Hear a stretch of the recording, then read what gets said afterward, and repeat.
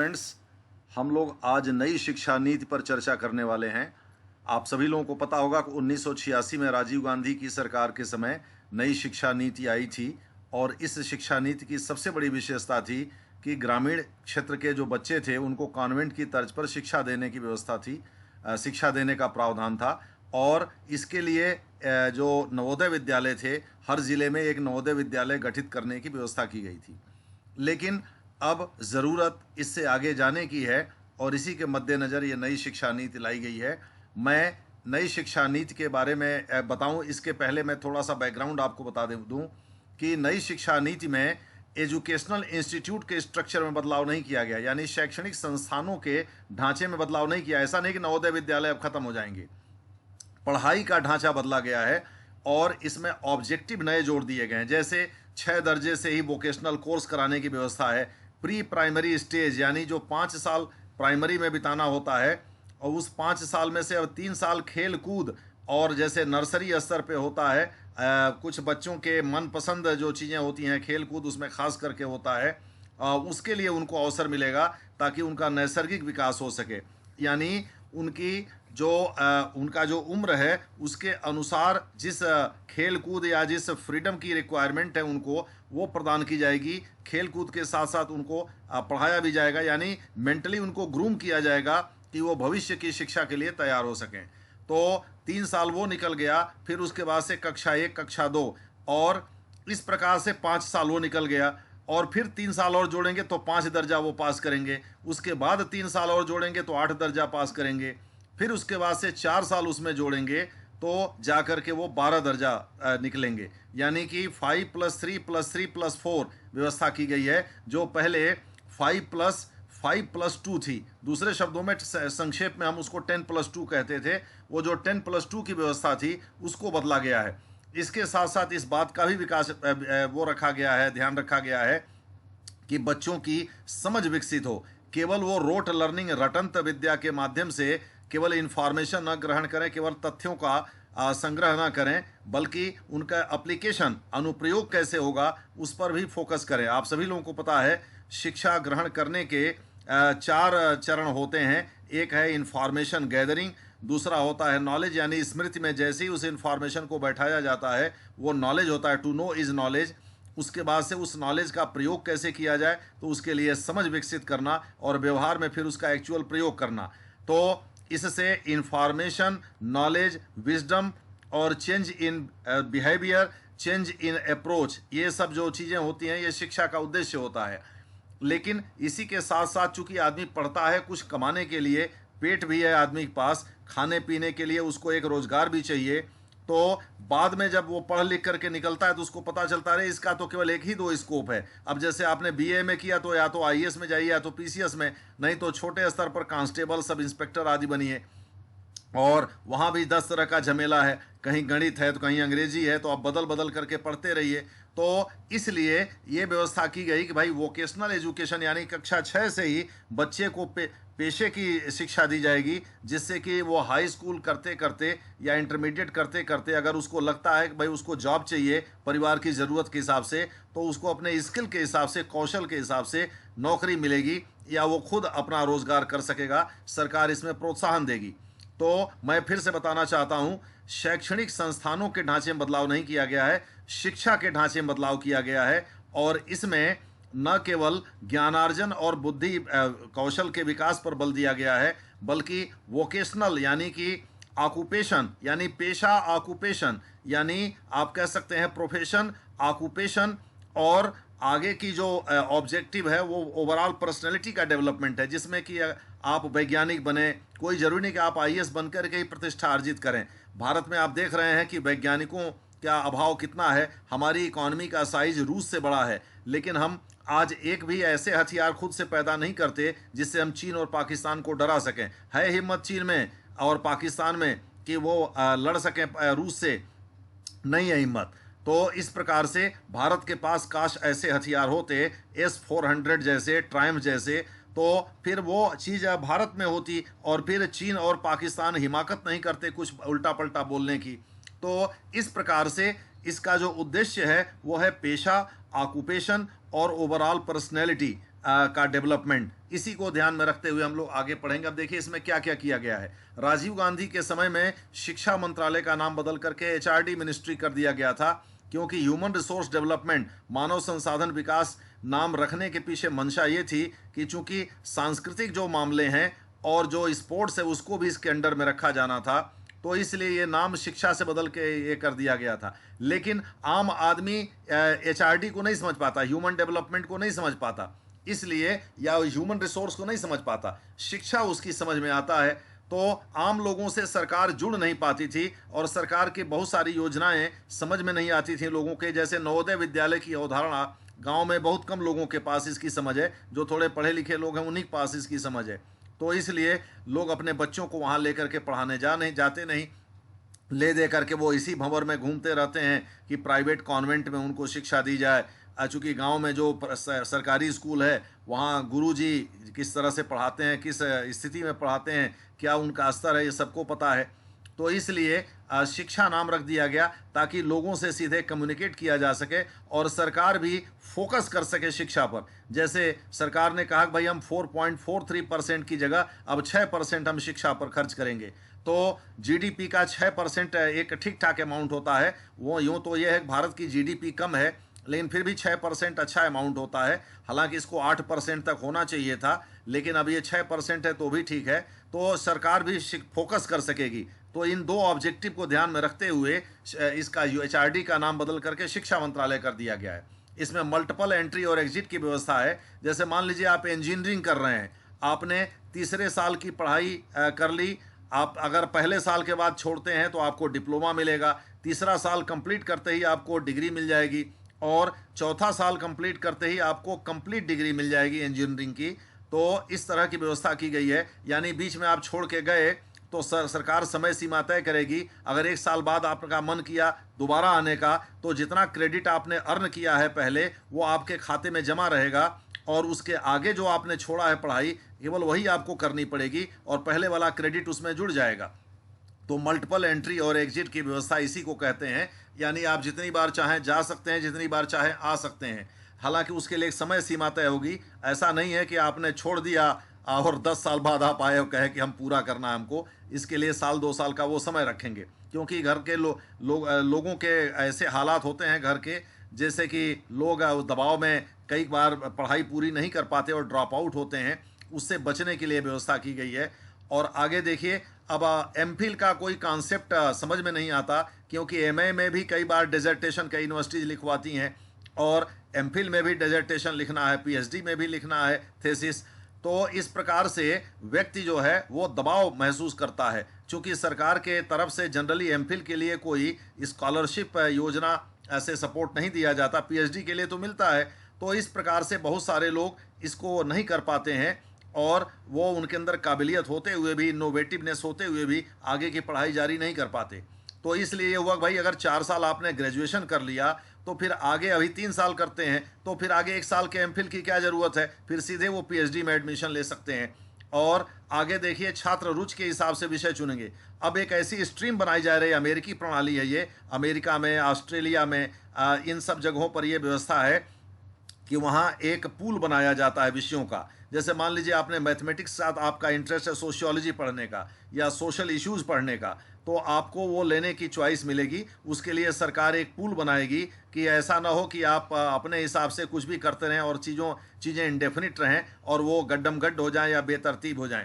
तो इसलिए सरकार एक पूल बनाएगी, आपको उस पूल में से ही विषय चुनने होंगे। लेकिन ये सही है कि आप ह्यूमैनिटीज़ और जो नेचुरल साइंसेज हैं उनमें से विषय लेकर के पढ़ सकते हैं, दोनों लेकर के पढ़ सकते हैं। जैसे आप हार्वर्ड वगैरह में पढ़ते हैं या अमेरिका के जो टॉप 8 यूनिवर्सिटीज़ हैं, नॉर्थ ईस्ट में ब्राउन है, कॉर्नेल है, प्रिंसटन है, इन सब जगहों पर ये सुविधा है। आप मान लीजिए आप मैथमेटिक्स के साथ आप पढ़ना चाहते हैं हिस्ट्री, तो आप हिस्ट्री पढ़ सकते हैं। आप देखिए बर्ट्रैंड रसल मैथमेटिशियन थे, लेकिन बर्ट्रैंड रसल ने फिलॉसफी पर कितनी शानदार किताब लिखी है, यानी उनकी दिलचस्पी फिलॉसफी में भी थी। इसी प्रकार से आइंस्टीन बेसिकली मैथमेटिशियन थे, लेकिन वो मैथमेटिक्स के ही एग्जाम में फेल होते थे, क्योंकि वो जिस जीनियस के आदमी थे उस जीनियस के स्तर पे परीक्षा पास करने की कोई परीक्षा कॉपी नहीं जान सकता।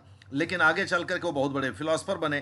तो आपकी दिलचस्पी अगर मैथमेटिक्स के साथ फिलॉसफी में है या आप यूं कह लें मैथमेटिक्स के साथ संस्कृत में है, तो इस पूल के हिसाब से आप उसका चुनाव कर सकते हैं। तो अब आगे देखिए, अब अभी तक क्या था, UGC university grants commission higher education के लिए ये 1955-56 से काम कर रही है। माना जाता है कि अबुल कलाम आज़ाद इसके जनक हैं, हालांकि वो खुद भी ग्रेजुएट नहीं थे। तो अबुल कलाम आज़ाद जब शिक्षा मंत्री थे तो उन्होंने इसकी पहल की थी। तो यूजीसी ही ग्रांट देता था हायर एजुकेशन के लिए यूनिवर्सिटीज़ वगैरह को, और राज्यों में भी जो यूनिवर्सिटी हैं उनको भी, और वही रेगुलेटर भी था। लेकिन अब सरकार ने यह तय किया है कि भाई यूजीसी को या तो सब्सटीट्यूट करके एक अलग रेगुलेटर बना दिया जाएगा, या यूजीसी के पैरेलल एक अलग रेगुलेटर बना दिया जाएगा जो क्वालिटी पर कंट्रोल करेगा। यानी कि कहाँ किस तरह की पढ़ाई हो रही है, क्या वो मानक के हिसाब से हो रही है कि नहीं हो रही है, उस पर ध्यान रखेगा। और अगर यूनिवर्सिटी ग्रांट्स कमीशन एग्जिस्टेंस में रहती है तो वो केवल वित्तीयन का कार्य देखेगी। यानी दूसरे शब्दों में सिलेबस देखना, क्वालिटी मैनेजमेंट करना, उसको स्टैंडर्डाइज करना, उसके हिसाब से उसका परफॉर्मेंस चेक करना, उसको मेजर करना, ये सब काम यूजीसी नहीं करेगी। अब देखिए, कई यूनिवर्सिटीज ऐसी हैं प्राइवेट में और पब्लिक में जो डिम्ड यूनिवर्सिटी होती हैं। डिम्ड यूनिवर्सिटी का मतलब ये होता है कि अब इन यूनिवर्सिटी की तरह से ये इनको ऑटोनॉमी मिली होती है, ये स्वतंत्र रूप से रिसर्च करा सकती हैं, सिलेबस डिसाइड कर सकती हैं और डिग्री अवार्ड कर सकती हैं। तो आगे चल करके फिर उनको फुल फ्लेज यूनिवर्सिटी का दर्जा दे दिया जाता है। ये देख लिया जाता है कि हाँ भाई ये ठीक ठाक काम कर रहे हैं, क्वालिटी पर या जो मानक हैं उस पर खरे उतर रहे हैं, जो गाइडलाइंस हैं उसका पालन कर रहे हैं, तो फिर फुल फ्लेज यूनिवर्सिटी का दर्जा दे दिया जाता है। तो इसको एक्रेडिटेशन भी मिलता है अंतर्राष्ट्रीय और राष्ट्रीय संस्थाओं से। इनको इनकी हैसियत दी जाती है कि भाई आपने बड़ा अच्छा काम किया है, आपका ये एक्रेडिटेशन है, जैसे एमिटी यूनिवर्सिटी को मिला हुआ है। तो ये डिम्ड यूनिवर्सिटी का जो कॉन्सेप्ट है वो अलग अलग यूनिवर्सिटी में अलग अलग लागू होता था। राज्य सरकारें अपने अधीन यूनिवर्सिटीज़ के लिए कोई और मानक बनाती थी, केंद्र सरकार कोई और मानक बनाती थी। अब इसमें यूनिफॉर्मिटी रहेगी, यानी अब एक ही मापदंड पे पूरे देश के यूनिवर्सिटीज़ को जो डिम्ड यूनिवर्सिटी में तब्दील हो रही हैं उनके लिए अब एक ही मानक होगा। यानी ये अब एक ही मानक पर सबको तौला जाएगा, सब जगह ये एक ही मानक लागू होगा। अब सेंट्रल यूनिवर्सिटी में भी मापदंड एक ही होगा। ऐसा नहीं है कि ऑटोनॉमी की आड़ में दिल्ली सेंट्रल यूनिवर्सिटी कुछ और करे और पुडुचेरी की या पौंडीचेरी की सेंट्रल यूनिवर्सिटी कुछ और करे, और उधर तेलंगाना या आंध्र प्रदेश की सेंट्रल यूनिवर्सिटी कुछ और करे। तो इस प्रकार से हर सेंट्रल यूनिवर्सिटी के लिए एक ही मापदंड होगा। ऐसा नहीं है कि अगर आपको ऑटोनॉमी मिली हुई है तो आप अपने यहाँ कुछ और, जैसे कि दिल्ली यूनिवर्सिटी रेजिडेंशियल यूनिवर्सिटी है, अब यहाँ अगर आपको एमए करना है तो ये डिपार्टमेंट वो कॉलेज से ही जुड़ा रहेगा, लेकिन वो डिपार्टमेंट में जाना पड़ेगा। और कॉलेज में यहाँ एसोसिएट प्रोफेसर मैक्सिमम होते हैं। प्रोफेसर का इसमें कॉलेज में कोई व्यवस्था ही अभी तक नहीं थी, वो केवल डिपार्टमेंट तक थी। तो अब ये दिल्ली यूनिवर्सिटी ने उसके हिसाब से अपने मानक तय किए। इसी प्रकार से इलाहाबाद यूनिवर्सिटी को सेंट्रल यूनिवर्सिटी बना दिया गया है, उसने अपने हिसाब से इसका मानक तय किया। पौंडीचेरी यूनिवर्सिटी ने अपने हिसाब से मानक तय किया। अब ये चीज़ें नहीं चलेंगी, इन सब में एक रूपता होगी। अब आगे आ जाइए, सबसे बड़ी समस्या होती है फीस का वेरिएशन। अब जैसे मान लीजिए कि यहाँ की यूनिवर्सिटी छोड़ करके आप जाते हैं मणिपुर, मणिपुर से भी सेंट्रल यूनिवर्सिटी है। अब वहाँ अगर आप जाते हैं और पता चला कि भाई वहाँ की फ़ीस कम है, वहाँ आदिवासियों के वजह से, अन्य लोगों के वजह से फ़ीस को कम रखा गया है या रैशनलाइज कर दिया गया है, और या अगर वहाँ से यहाँ आते हैं तो फ़ीस ज़्यादा है, तो ऐसी स्थिति में क्या है, आपको यह आपके मन में शंका पैदा होती है कि भाई ऐसा तो नहीं है कि मणिपुर यूनिवर्सिटी में हम आ रहे हैं, हम नॉर्थ ईस्ट के रहने वाले हैं, तो कहीं गुणवत्ता में कमी है इसलिए यहाँ की फ़ीस कम है। तो अधिकतम सीमा तय की जाएगी और साथ ही यूनिफॉर्मिटी भी रखी जाएगी। दूसरे शब्दों में ऐसा नहीं है कि यूनिवर्सिटीज अपने अपने हिसाब से मनमाना फीस तय करेंगी और इस तरह से एक रूपता खत्म हो जाएगी। आगे देखिए, सरकार, हम पहले ही बता चुके हैं, अभी तक 4.43% शिक्षा पर खर्च हो रहा था। सरकार ने कहा कि हम 6% खर्च करेंगे। हालांकि R&D पर सरकार को अलग से कहना चाहिए था कि हम कुल जीडीपी का, बल्कि आप कह सकते हैं उसको 20% से ऊपर खर्च करना चाहिए था। तभी जाकर के साइंटिस्ट वगैरह आकृष्ट होंगे या साइंस वगैरह के प्रति बच्चों का आकर्षण बढ़ेगा, और अनुसंधान के प्रति खास करके जैसे चीन है, अमेरिका है, वहाँ जीडीपी का, उनकी जीडीपी वैसे भी बहुत ज़्यादा है और अपने जीडीपी का 27% तक R&D पर खर्च करते हैं। इसीलिए देखिए वो स्वदेश में बने हुए उन्नत उपकरण इस्तेमाल करते हैं डिफेंस में, और आज उसी टेक्नोलॉजी के बदौलत चीन हमको आंखें दिखाता है। या अमेरिका दुनिया का सबसे ताकतवर देश है इसी मामले में, भले उसकी सेना संख्या में हमसे कम हो, लेकिन टेक्नोलॉजी के मामले में वो हमसे आगे है। आज के युद्ध टेक्नोलॉजी की बदौलत लड़े जाते हैं। तो शिक्षा पर 6% का खर्च फिर भी एक सराहनीय कदम है। अगर भारत का टारगेट है 5 अरब अमेरिकी डॉलर की इकॉनमी बनना, और अगर कोविड वगैरह से भारत उबर जाता है, चीन के साथ तनाव से उबर जाता है, और अगर वो 5 अरब के टारगेट तक पहुंचता है, तो 6% 5 खरब अमेरिकी डॉलर के बराबर पहुंच जाता है। तो 5 खरब का 6% कम नहीं होता है। उसका उस जीडीपी का 6% अगर ये खर्च करेंगे तो बड़ा अमाउंट होगा। इसके अलावे 8 जो प्रमुख भाषाएं हैं, उनमें ई कोर्स तैयार किया जाएगा, यानी ऑनलाइन बच्चों को जो क्षेत्रीय भाषाएं हैं, चूंकि अंग्रेजी की अनिवार्यता समाप्त कर दिया है, हालांकि इसको लेकर के लोग आलोचना भी कर रहे हैं। पहले क्या था कि 6 दर्जे से अंग्रेजी अनिवार्य कर दी जाती थी, अभी अंग्रेजी को ख़त्म कर दिया है। हालांकि त्रिभाषा फार्मूला को भी खारिज कर दिया है। आरएसएस की मांग थी कि संस्कृत या हिंदी को अनिवार्य बनाया जाए, और इस दक्षिण भारत के राज्य इसका विरोध कर रहे थे। तो इसलिए मोदी सरकार ने यही बेहतर समझा कि त्रिभाषा का फार्मूला समाप्त कर दिया जाए, अंग्रेजी की अनिवार्यता समाप्त की जाए। हाँ, अगर आपका चॉइस है तो आप ले सकते हैं।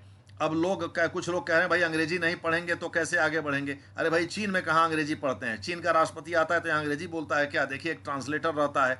रूस का राष्ट्रपति आता है तो अंग्रेजी बोलता है क्या? जापान का प्राइम मिनिस्टर आता है तो अंग्रेजी बोलता है क्या? लेकिन ये सभी देखिए उन्नत देश हैं। तो इस प्रकार से ये कहना बेकार की बात है। और सच्चाई तो यह है कि अंग्रेजी सीखने में तमाम ऊर्जा वेस्ट हो जाती है। कई बच्चे तो इस फ्रस्ट्रेशन में पढ़ाई छोड़ देते हैं, उनको अंग्रेजी नहीं आती तो वो आगे कुछ कर ही नहीं पाएंगे, जबकि उनके अंदर बहुत काबिलियत है। तो अब लोकल भाषा में, रीजनल लैंग्वेज में ये पढ़ाई कराई जाएगी। आगे देखिए, प्ले स्कूल के लिए सिलेबस बनाया जाएगा। आपको पता है ना, प्री प्राइमरी स्टेज एक तरह से प्ले स्कूल की तरह से, कृषि की तरह से होगा। तो उसमें 3 साल किस तरह से बच्चे को कब खेल के लिए उसको अलाउ किया जाएगा, या खेल का कितना पाठ्यक्रम में हिस्सेदारी होगी, और वो सब आपको बता दें। ये सब जोड़े जाएंगे आपके पासिंग मार्क्स में। और उसके साथ साथ बच्चे को और किन किन चीज़ों की, मनोरंजन से लेकर के और खाने पीने, उछलने कूदने के लिए और क्या ज़रूरी है, वो उसको क्या, और खेल में, या जैसे खेल में भी कई चीज़ें होती हैं, क्रिकेट उसको पसंद आ रहा है कि कोई और चीज़ पसंद आ रहा है, तो इन सब चीज़ों के लिए एक सिलेबस बनाया जाएगा। लड़कियों के लिए एक फंड बनाया जाएगा, और उस फंड से लड़कियों को के लिए मुफ्त शिक्षा दी जाएगी। इसका प्रमुख उद्देश्य एम्पावरमेंट है, लड़कियों का एम्पावरमेंट, उनका सशक्तिकरण है, उनकी अधिकारिता को बढ़ाना है। और एक्स्ट्रा करिकुलर एक्टिविटी, ये ऊपर ही बता दिया गया है, प्ले स्कूल का ही हिस्सा होगा, लेकिन ये आगे भी कंटिन्यू रहेगा। ऐसा नहीं है, जैसे कक्षा 6 से आगे भी ये कंटिन्यू रहेगा एक्स्ट्रा करिकुलर एक्टिविटी। आज की डेट में एक्स्ट्रा करिकुलर एक्टिविटी पे गुरुजी ने नंबर दिया नहीं दिया, वो जुड़ा नहीं जुड़ा मुख्य मार्कशीट में या मुख्य अंक में, लेकिन वो मुख्य शिक्षा का हिस्सा होगी। जैसे मान लीजिए योग बच्चे को कराना है, तो वो एक्स्ट्रा करिकुलर एक्टिविटी है, वो पढ़ाई का हिस्सा नहीं है। लेकिन योग में अगर वो एक्सेल करता है, बढ़िया नंबर लाता है, तो वो भी, और जितना भी नंबर लाता है, बढ़िया लाए या खराब लाए, वो उसके अन्य जो विषय हैं उनमें प्राप्तांकों के साथ इसको जोड़ा जाएगा। अब आगे देखिए, अमेरिका में नेशनल साइंस फाउंडेशन है। ये वास्तव में विद्यार्थी के दिमाग को इस तरह से ढाल देता है कि वो विद्यार्थी रिसर्च ओरिएंटेड हो जाता है, वो शोध की सोचने लगता है। तो उसी के तर्ज पर नेशनल रिसर्च फाउंडेशन, भारत सरकार का कहना है कि हम इसका गठन करेंगे। इसमें न केवल साइंस बल्कि सोशल साइंस भी शामिल होगा। दूसरे शब्दों में, अमेरिका में एक छोटी से छोटी चीज़ पर, जैसे आत्महत्या एक समस्या है, एनकाउंटर किलिंग एक समस्या है, इसी पर वहाँ रिसर्च होगा, यही विषय वहाँ पढ़ाया जाएगा। ऐसा नहीं है कि वो सोशियोलॉजी का हिस्सा होगा या लॉ का हिस्सा होगा, और वो पूरे के साथ एक छोटा सा हिस्सा होगा जिसको पढ़ाया जाएगा। क्योंकि अगर छोटा आप करेंगे तो जाहिर है उस पर स्पेसिफिक फोकस कम होगा, और बच्चा उस पर ध्यान इसलिए नहीं देगा, कह रहे चलो और तो हैं ही, वो अपने इंटरेस्ट के हिसाब से और मैं नंबर स्कोर करने की सोचेगा। तो इसलिए ये व्यवस्था की गई है कि बच्चे का दिमाग जो है शोध की कर्ता की तरह बने, और वो इस पर फोकस करे, जिससे कि वो आगे चल करके समाज और देश के विकास में हिस्सा दे सके। और इसमें जो भी बड़े प्रोजेक्ट्स होंगे वो इन्हीं के सिफारिश पर उसकी फाइनेंसिंग होगी, ये सरकार करेगी। ये शिक्षा के साथ रिसर्च में हमें आगे आने में मदद करेगा, ये आपको बता दिया गया। अब आगे देखिए, अर्ली चाइल्डहुड केयर, ये वही चीज़ है, प्री प्राइमरी एजुकेशन वाला है। Early childhood care and education के लिए करिकुलम एनसीईआरटी द्वारा तैयार होगा। इसे 3 से 6 वर्ष के बच्चों के लिए विकसित किया जाएगा। बुनियादी शिक्षा 6 से 9 वर्ष के लिए फाउंडेशन लिटरेसी एवं न्यूमरेसी पर नेशनल मिशन शुरू किया जाएगा। अब आगे देखिए, पढ़ाई की रूपरेखा 5 + 3 + 3 + 4 होगी। यह हमने आपको बताया 5 वर्ष मतलब कक्षा 2 तक, चूंकि इसमें प्री प्राइमरी स्टेज ही 3 साल निकल जाएगा, फिर कक्षा 1 कक्षा 2 और उसमें 3 जोड़ेंगे तो यह कक्षा 5 हो जाएगा, उसमें 3 जोड़ेंगे तो यह कक्षा 8 हो जाएगा, उसमें 4 जोड़ेंगे तो यह कक्षा 12 हो जाएगा। इसमें अंतिम 4 वर्ष यानी 9वीं से 12वीं तक की जो शिक्षा है वो भी शामिल होगी, ये इसमें हमने बता दिया। और आखिरी पॉइंट है नया कौशल, जैसे मान लीजिए कोडिंग व्यवस्था को कक्षा 6 से शुरू किया जाएगा, एक्स्ट्रा करिकुलर एक्टिविटीज़ को मेन करिकुलम में शामिल किया जाएगा। इस पर हम लोग पहले भी चर्चा कर चुके हैं और दोबारा इस पर बताने की जरूरत नहीं है। धन्यवाद।